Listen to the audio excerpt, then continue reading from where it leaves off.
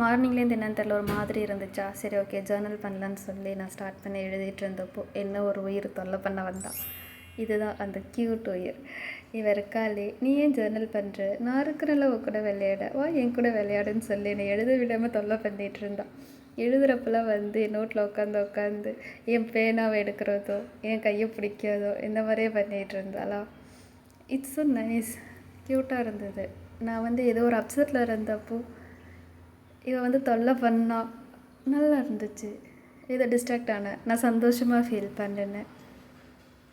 நான் தனிமையாக இருக்கிறப்பையும் என்னை தனியாக இருக்க விடாத அளவுக்கு இந்த யூனிவர்ஸ் இந்தா வச்சுக்கோ அப்படின்னு சொல்லி இந்த பூனைக்குட்டி என்கிட்ட அனுப்புன மாதிரி இருக்குது.